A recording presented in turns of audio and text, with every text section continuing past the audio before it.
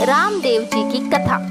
इतिहासकारों के अनुसार श्री कृष्ण के अवतार रामदेव जी का अवतार सन 1442 में भाद्र सुदी बीज के दिन राजस्थान के पोखरण के ताम्रवसी राजा अजमल के यहाँ हुआ था। भादड़ारी बीज रो जे चंदो करे प्रकाश, रामदेव बण आवसु राखी जे विश्वास। राजा अजमल श्री कृष्ण की भक्ति में लीन रहने के साथ ही धर्मपरायण राजा भी थे, लेकिन उनकी भी विडंबना थी।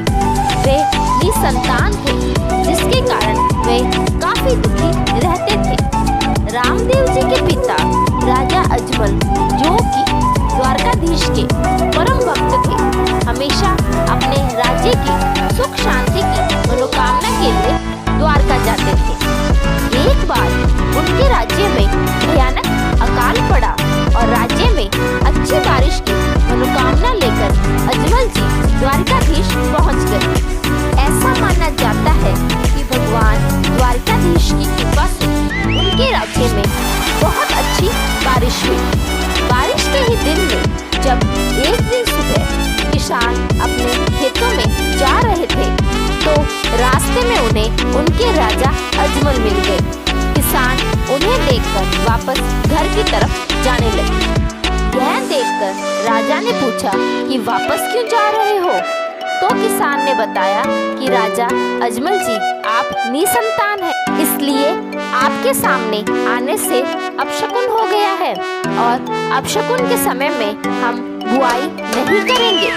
राजा ने जैसे ही यह सुना तो बहुत दुखी हुए, लेकिन एक कुशल शासक और गरीबों के मसीहा होने के नाते उन्होंने किसानों को तो कुछ नहीं कहा, पर घर वापस आकर काफी निराश और परेशान हुए।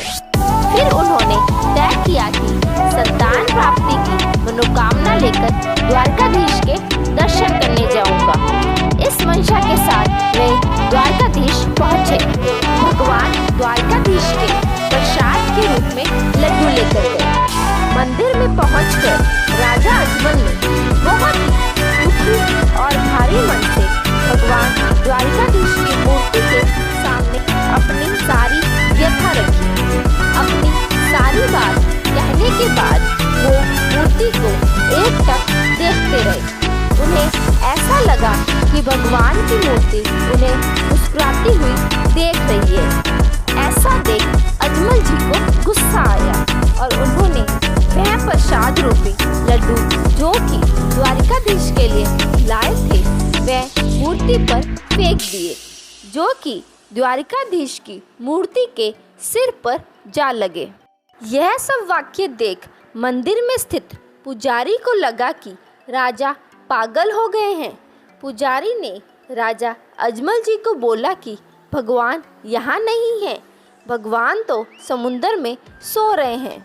अगर आपको उनसे मिलना है तो जाओ, समुंदर में जाकर उनसे मिलो। बहुत दुखी होने के कारण राजा समुंदर के किनारे गए और समुंदर में कूद गए। भगवान द्वारकाधीश ने राजा अजमल को समुंदर में दर्शन दिए। श्री कृष्ण ने स्वयं बलराम जी के साथ उनके घर अवतरित होने का वरदान दिया और कहा कि वे खुद भादवा की दूज के दिन राजा अजमल के घर पुत्र रूप में आएंगे। राजा अजमल ने देखा कि भगवान के सिर पर पट्टी बंधी है। राजा अजमल जी ने पूछा, भगवान आपको यह चोट कैसे लगी? भगवान ने कहा कि मुझे मेरे एक प्यारे भक्त ने लड्डू मारा। यह सुनकर राजा बहुत ही शर्मिंदा हुए। अजमल ने भगवान से बोला, मुझ अज्ञानी को कैसे पता लगेगा कि आप मेरे घर आए हैं? भगवान ने कहा कि जब मैं तेरे घर आऊँगा तो आंगन में कुमकुम के पैर के निशान बन जाएंगे, मंदिर के शंख अपने आप बजने लगेंगे। यह सब सुनने के बाद अजमल जी खुशी खुशी घर लौटे, अपनी रानी को सारी बात बताई और उसके निश्चित समय के बाद और भगवान के वरदान अनुसार पहले बलराम जी ने वीरमदेव के रूप में राजा अजमल की पत्नी मेणादे के गर्भ से जन्म लिया। इसके 9 माह बाद भगवान भादवा की दूज के दिन भगवान कृष्ण राजा अजमल के घर रामदेव के रूप में पालने में अवतरित हुए। इस तरह रामदेव जी का जन्म हुआ। उम्मीद है आप सभी को यह कथा पसंद आई। इस तरह की और कथाओं के लिए वीडियो को लाइक करें तथा चैनल को सब्सक्राइब करना बिल्कुल ना भूलें। धन्यवाद।